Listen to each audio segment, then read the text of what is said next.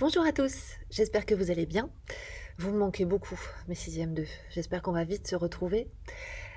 Aujourd'hui, je vous fais 2 petites vidéos. La première, elle est pour, que vous puissiez, corriger ce que je vous avais expliqué la dernière fois. Je vous avais demandé de finir la première page de cette fiche. Et puis la deuxième vidéo, eh bien, elle vous aidera à faire 2 petits exercices que je vais vous demander de faire, pour la prochaine fois. On est parti? Alors, je vais corriger cet exercice-ci. Donc, ce qu'on a dit la dernière fois, hein, c'est que là, l'unité, sa longueur est représentée par le segment ici qui commence par l'abscisse 0 et se termine par un point d'abscisse 1, et découpée en 1, 2, 3, 4, 5 parts. Vous avez bien remarqué que je ne compte pas les petits traits, je compte le nombre de parts égales que j'aurais pu coder avec les codages de longueurs égales. Donc ici, il y en a 5. Ça veut dire que à chaque fois que j'ai 5 parts, j'ai une unité supplémentaire.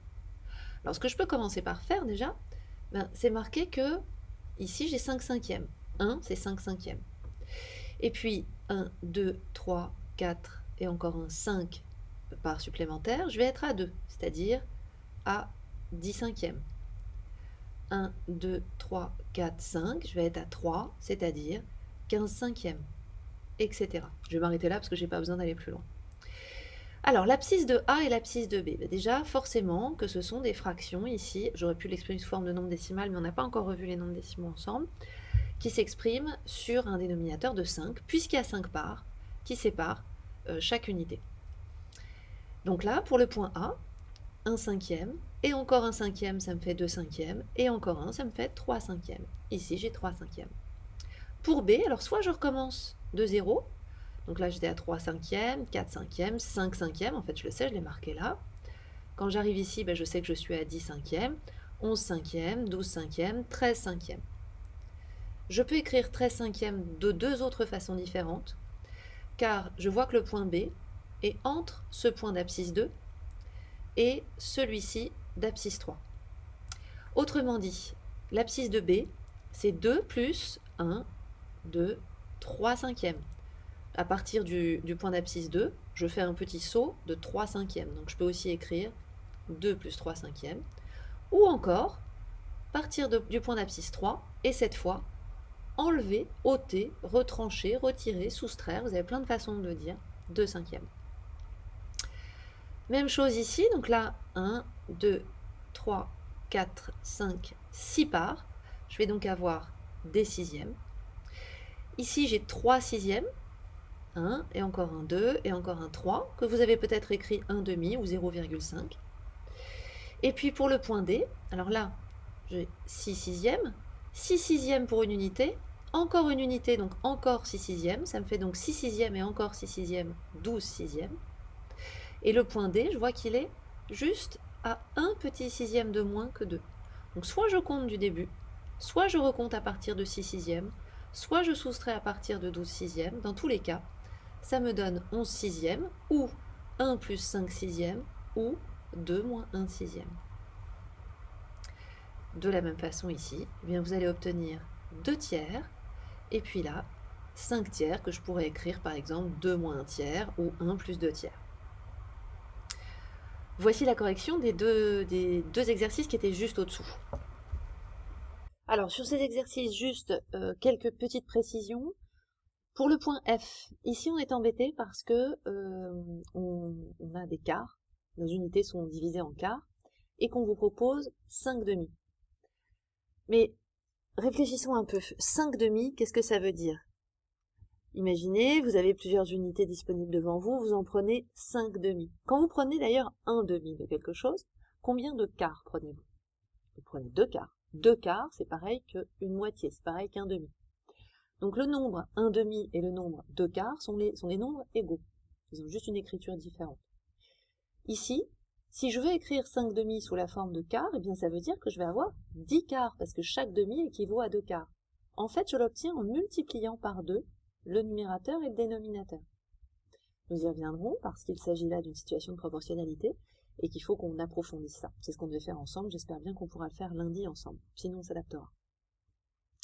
Dans le suivant, je vous ai mis différentes façons d'écrire, et puis je dis un petit mot quand même du B, puisqu'ici vous aviez l'abscisse 0 et l'abscisse 3 de placer.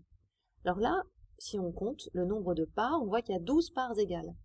Puisqu'il y a 3 unités, 12 parts égales réparties sur 3 unités, ça veut dire 4 parts pour chaque unité. Donc je peux placer mon 1, 4 quarts, mon 2, 8 quarts, mon 3, 12 quarts. À partir de là, placer un quart est assez simple.